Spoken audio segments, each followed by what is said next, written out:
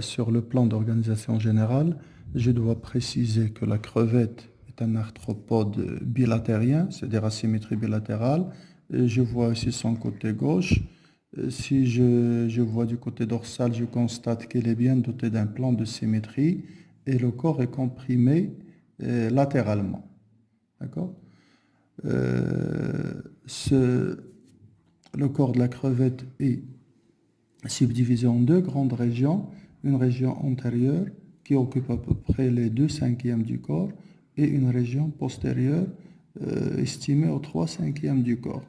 La première, c'est la région céphalothoracique, parce qu'au niveau de cette région, on a la tête, céphalon, le thorax, périon, tous soudés et recouverts par une structure particulière qui est la carapace. D'accord?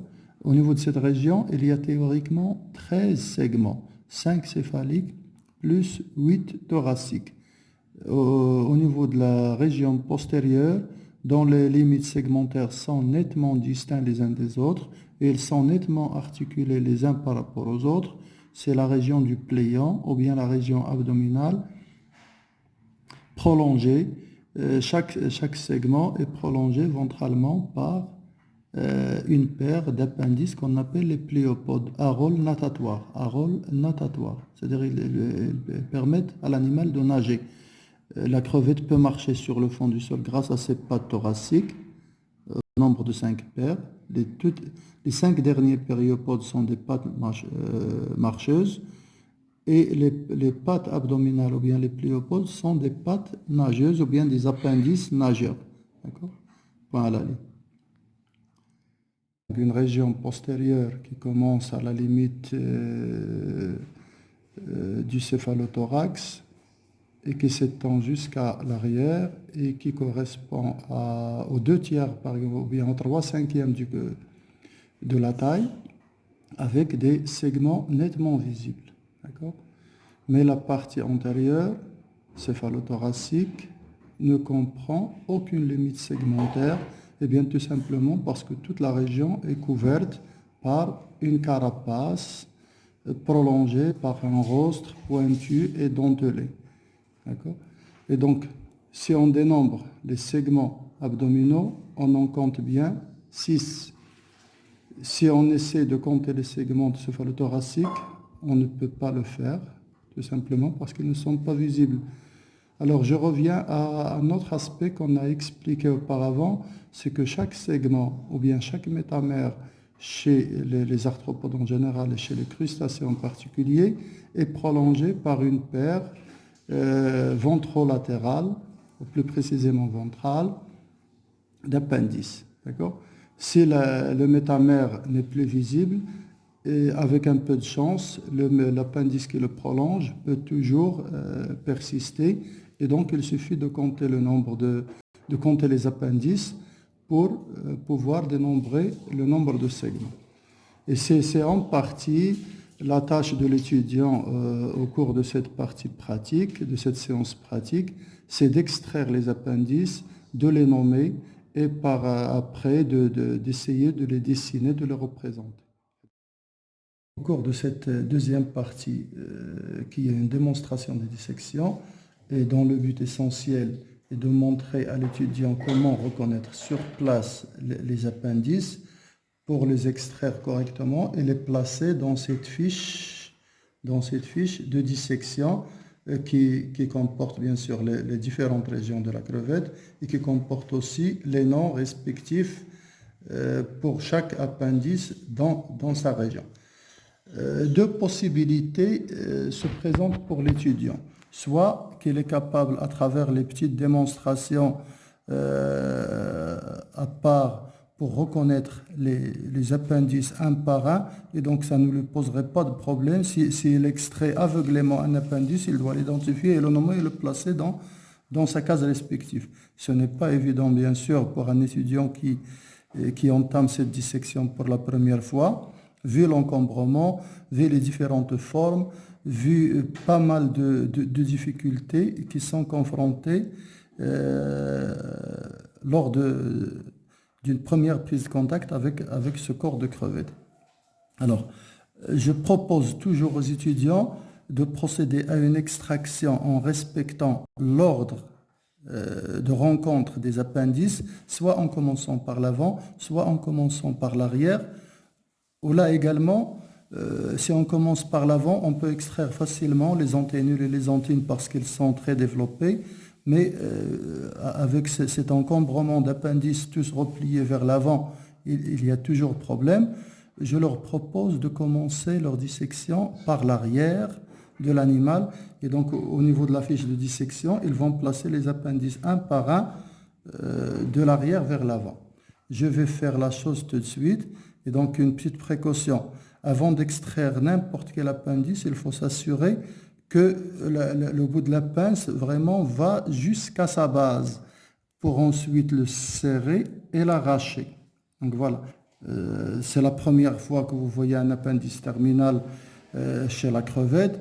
On voit bien que c'est un appendice particulier, il est aplati et il présente deux branches. C'est un appendice biramé.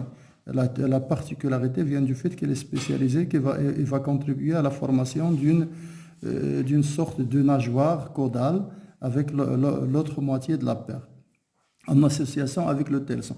Et donc c'est un appendice biramé, je vais le positionner au niveau du métamère 19. À côté, il y a une sorte d'aiguillon, je vais l'arracher quand même. Cet aiguillon, c'est le telson, et le telson est pratiquement constant chez tous les arthropodes et il est différent d'un appendice. Il ne peut être assimilé à un appendice. Je le mets donc en dehors de cette fiche de dissection. Je vais à l'avant-dernier métamère, et donc c'est le 18e de la série. Et je l'ai extrait à sa base. J'ai constaté qu'il est constitué par un segment à la base très mou et à son extrémité, il contient, j'espère que ça va être visible facilement, une ramification en deux branches, tout comme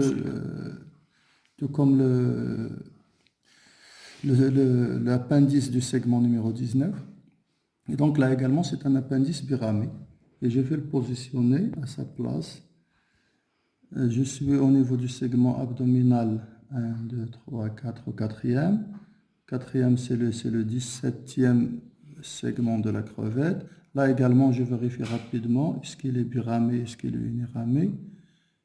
Et je constate bien qu'il est ramifié en deux. Donc c'est aussi un appendice biramé.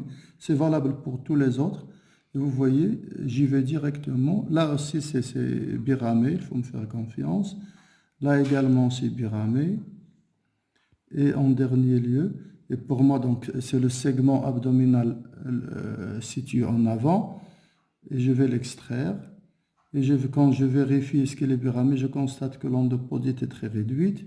Et donc, c'est un appendice particulier parce que une partie de sa ramification a disparu, ou déjà ça me permet de dire qu'il s'agit d'une femelle. C'est là que se situe le dimorphisme sexuel réel chez la crevette, vu que les deux branches qui ont disparu chez la femelle vont persister chez le mâle, fusionner et constituer un gonopode. Donc là, c'est une femelle, clairement, elle est en dehors de sa période de reproduction, sinon on aurait trouvé des œufs ou bien des amas localisés au niveau de cette région abdominale.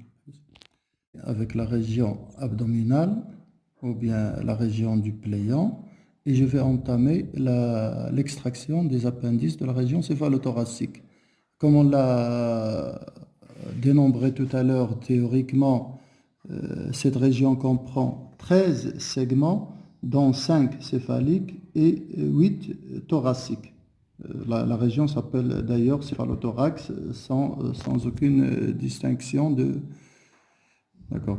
Et donc je vais commencer par extraire le tout dernier appendice de cette région. Comme je vois, c'est un appendice uniramé constitué par un certain nombre d'articles dont la taille est différente tout au long de sa longueur. Un premier article basilaire légèrement court, un deuxième long, un troisième long, et à l'extrémité un quatrième, et à l'extrémité on constate une épine. D'accord? c'est le périopode numéro 8. Et par hasard, c'est une patte ambulatoire. C'est un appendice uniramé. D'accord? Toute la série que je vais de 5 appendices là vont être tous organisés de la même façon, uniramés. J'extrais l'appendice du périopode 7. D'accord? Je dis périopode parce que c'est le périant. Hein? Il est conçu selon le même plan d'organisation et est terminé par une épine. J'arrive au périopode numéro 6. Il est légèrement plus lent. L'organisation est pratiquement la même, des segments courts, des segments longs, deux autres segments longs, mais tout à l'extrémité, tout à son extrémité, on voit bien une structure qui est un peu différente. Et c'est ce genre de détails que l'étudiant doit faire attention. C'est à ce genre de détails que l'étudiant doit faire attention pour constater cette extrémité. Ce n'est plus une épine, c'est une pince. Et il ne faut pas confondre avec l'aspect biramé qu'on a décrit tout à l'heure. Là, c'est deux segments successifs. L'un émet un prolongement et constitue le doigt fixe de la pince, et l'autre, bien sûr, elle a sa position, c'est le doigt mobile de la pince. Et c'est un périopode dit périopode numéro 6. Je les oriente pour conserver leur polarité. Le périopode numéro 5, même plan d'organisation, légèrement court, et il est terminé aussi par une pince. Et donc une pince, ce n'est pas un aspect biramé, mais c'est une organisation particulière, doigt mobile, doigt. Je suis au niveau du périopode 4. Il est court, un peu costaud, c'est vrai, un peu épais, et il est terminé par une pince, comme c'est visible sur l'écran. Cette série de 5 appendices, ils sont un peu particuliers, ils sont tous uniramés. C'est les tout derniers de la série de périopodes, ils sont uniramés et ils ont un rôle locomoteur, c'est-à-dire ils permettent à la crevette de marcher sur le fond de l'eau. On a 5 et 5 de l'autre côté, ça fait 5 paires, 5 fois 2 c'est 10, et c'est pourquoi on justifie toujours l'appartenance de ce genre de crustacés à l'ordre des décapodes, c'est-à-dire ils ont 10 pattes marcheuses. D'accord? À ce niveau-là, je suis au niveau du 3e périopode. Vous voyez, on change carrément de structure et d'organisation. Nous avons un appendice différent des 5 qu'on vient d'extraire, et les biramés, avec une branche poilue. Et donc, ce n'est plus un appendice locomoteur, c'est un appendice qui prend le nom de maxillipède 3. Hein? D'ailleurs, de la même manière qu'un deuxième et qu'un troisième. Donc, je vais vous les extraire tout de suite, un par un. Regardez là également, c'est un appendice biramé, poilu, avec un bras plié comme un coude, hein, un bras plié. La logique de structure articulée est toujours respectée. La ramification à l'extrémité également est respectée. Et je vais extraire un tout autre très fin. Ça pose des problèmes quand on arrive à ce niveau-là, mais on reconnaît que ces appendices ont toujours ces aspects ramifiés à l'extrémité, donc ils sont biramés.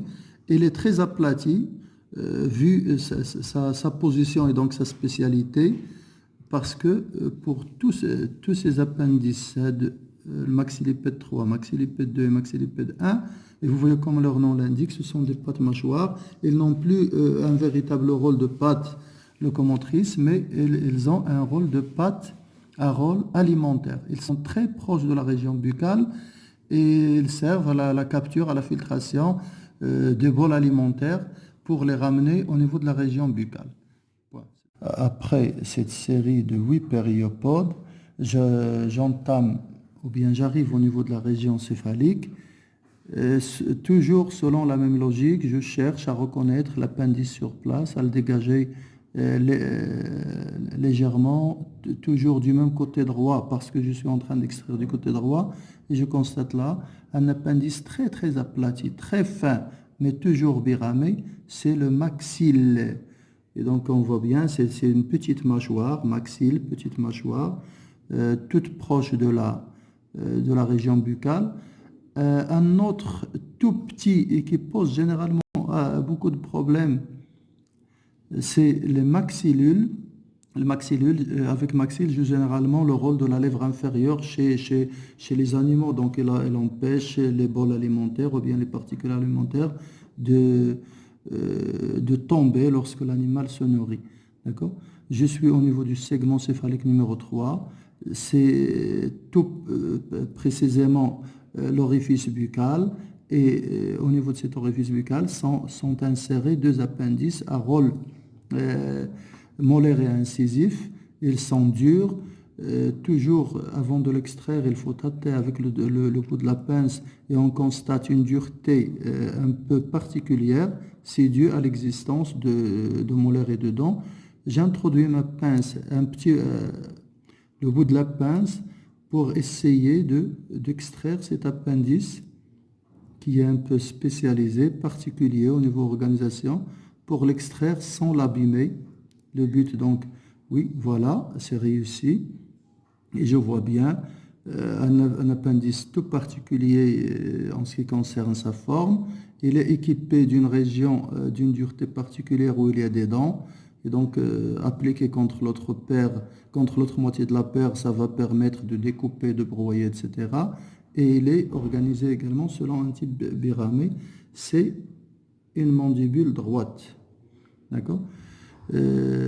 J'arrive donc aux deux autres segments qui restent avec deux appendices un peu particuliers. Vous voyez là un appendice extrait à sa base avec une partie enfouée, une partie foliacée, toujours selon la même logique, exopodite, endopodite. C'est tout simplement l'antenne à rôle sensoriel. Et donc c'est au niveau du deuxième métamère. Un tout autre appendice. Je vais faire la chose comme je vous l'ai toujours conseillé. Je vais chercher à la base. Je ne vais rien démêler pour l'instant. Je vais juste l'extraire. C'est l'anténule. Et donc je vois bien au niveau de cette anténule qu'un article à la base est creux et qui héberge, qui protège l'œil pédonculé de la crevette. Il est toujours protégé à la base de l'anténule. À l'extrémité, je vois bien que les deux fouets, c'est deux branches ramifiées, donc c'est un appendice biramé. Et donc je le mets à sa place, anténule. Les antennes et les anténules ont un rôle sensoriel. Je vous ai parlé tout à l'heure d'une carapace. Vous voyez qu'après l'extraction, donc je peux faire ce que je veux de